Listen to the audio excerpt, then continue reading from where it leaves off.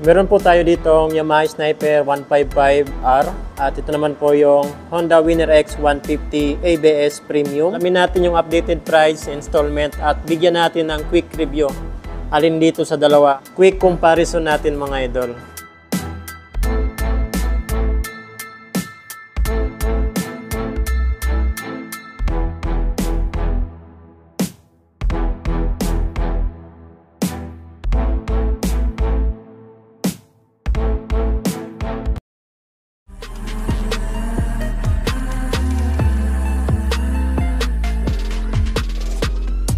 What's up mga idol, Chris Ride Motovlog nga po pala. For today's, nandito pa rin tayo sa DES, Do Exam Incorporated, Lagao Branch, General Santos City.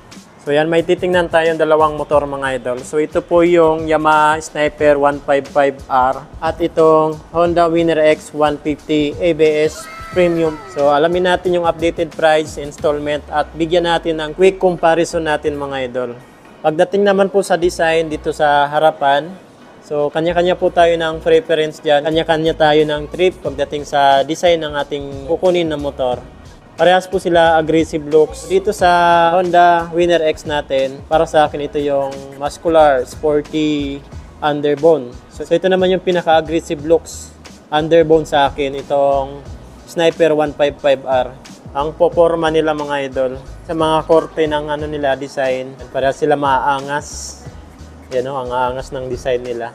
Then sa head naman, marami naman nagpapalagay ng ilaw dito. Tingin sa headlight, dito sa Winner X 150 natin, dito na po yung high beam tsaka low beam niya. And then dito naman yung DRL.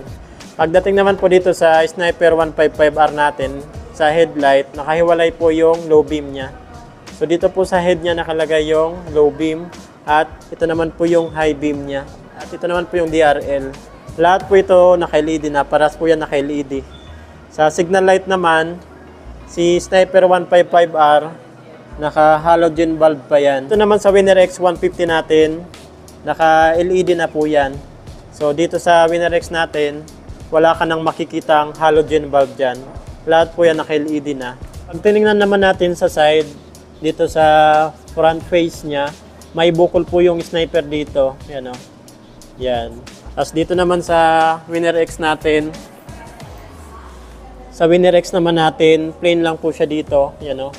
And then dito patulis na po siya. Kung ano yung nasa puso nyo, sundin nyo talaga pagdating sa pagpili ng motor na to. So dito na tayo sa front suspension. Mas malaki po talaga yung telescopic ni Winner X. So dito naman sa natin, Sniper 155, yan, maliit pa rin po siya. Kasing laki niya yung sa XRM. Yan, maliit lang talaga siya. Tapos yung design naman niya, ganito po yung design niya. Sa Winner X, yan parang mas solid tong sa Winner X natin. Sa front fender naman na design, dito sa Sniper natin, plain lang po siya, yan wala siyang masyadong design, pero naka-glossy black po siya. So dito naman sa Winner X natin, may pagganon pa po siya na design dito. So mas maganda po yung design ng front fender ni Winner X para sa akin. Yan naman, napakahaba rin niya dito. So dito naman po tayo sa braking system nilang dalawa. So parehas po pala ito naka-ABS, anti-lock braking system. Dagdag safety feature pag nagbi-brake po tayo. Pag bigla natin napihit yung brake niya sa harapan, hindi yan basta-basta naglalak mga idol. Napaka-smooth po niyan. Pag may tatawid na aso, madulas na kalsada, mabuhangin, okay na okay po talaga yung anti-lock braking system na brake. X 150 naman natin, hydraulic disc brake, naka single pot piston caliper po siya. So dito naman sa Sniper 155 natin na ABS version ay hydraulic disc brake pa rin po, pero naka dual pot piston caliper po siya. Mas makapit po yung dual pot piston caliper. So ito naman po yung mga design ng kanyang disc plate sa Sniper at sa Winner X. So pagdating naman sa size ng gulong nila, dito sa harapan ay 90 by 80 and then 17 inches po yung laki ng mugs nila mga idol. Paras po yan ng size. Sa Winner X 150 natin, meron po siyang gold dito na line. Ayan. Hindi po yan sticker. Kasama po yan doon sa paint. Then parehas po ito naka-tubeless. Ayan, naka-street tire. So, dito naman po tayo sa tail light at brake light nila. Sniper 155R at Winner X Premium. Pag tinignan natin sa side, paras po sila matutulis mga idol. Yan, ito naman sa Winner X, yung grab bar niya pasungay. Ayan po. Ito naman yung sa ano natin, maliit lang po. Sniper 155R. Parehas po ito naka-LED na. Ayan, LED na rin po yung sa Winner X. At dito naman sa Sniper 155. Sa signal light naman po nila, Winner X 150. Ayan, naka-ano na rin po yan, naka-LED. LED na rin po yung sa Winner X 150 natin.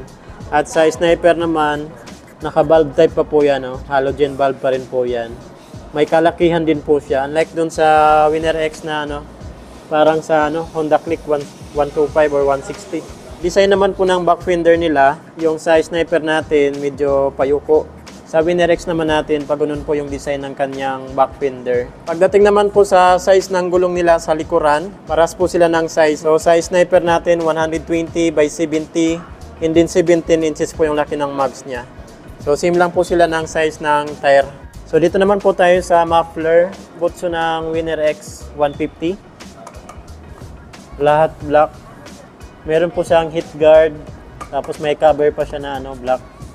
Sa Sniper naman natin, Sniper 155R. Yan po yung design ng kanyang tambutso sa Sniper 155R. May heat guard din po yan siya na plastic. Dumako naman po tayo sa braking system nila sa likod. Yan, parehas po yan, hydraulic disc brake, single pot piston caliper. Ayan po yung disc brake ng ano, Winner X. At ganun naman yung sa Sniper natin. So dito naman tayo sa handlebar nila mga idol. So ito yung sa Winner X at Sniper natin. Unahin natin sa Sniper mga idol. So sa left side, nandito po yung high beam, low beam, pass light. Ayan, may passing light po siya. Turn signal light, horn. Sa right side naman, meron po sa ditong kill switch, hazard switch, electric start. So yan po yung sa Sniper natin. Dito naman sa Winner X natin, Honda Winner X. Dito po yung high beam, low beam. Meron din po siyang passing light, pass light, horn, turn signal light. Sa right side naman, nandito po yung electric start niya. So wala po itong kill switch, wala rin po siyang hazard switch. Yan po yung pinagkaiba nila. Yan, sa instrument panel gauge naman, paras po ito naka-digital. Yan. So ito naman yung design ng sa Winner X natin at sa Sniper naman ganito po. Paras lang po yan naka-digital na. Sa ignition naman po nila sa Sniper 155R. So naka-keyless na rin po ito.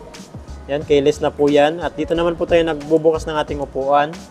At sa Winner X 150 naman, keyless din po yan. Dito rin po yung bukasan natin ng upuan para makapagpagas tayo.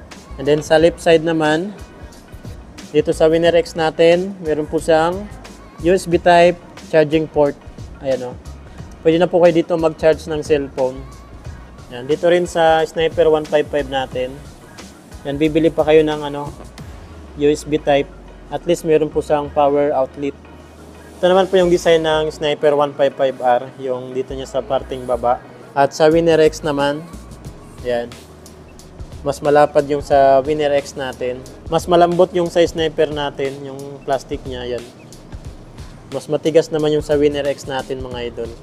Sa design naman ng upuan nila, ito yung sa Winner X natin. Ganda rin ang pagkaka-design, naka two-tone. Ayan, isang tahian lang dito. So dito naman, daming tahi. So same lang po sila, magaspang at malambot. Ayan po. Ayaw ko lang yung maraming tahi kasi mas mabilis mas mabilis matanggal.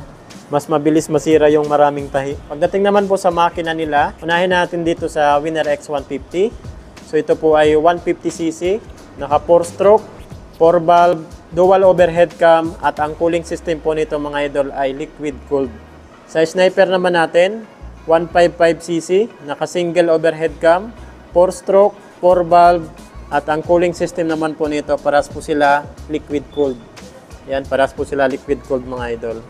Pinagkaiba lang nila, mas mataas yung CC nito. And then ito naman, naka-dual overhead cam. Ito, single overhead cam naman. So alamin naman natin yung updated price saka installment nila dito.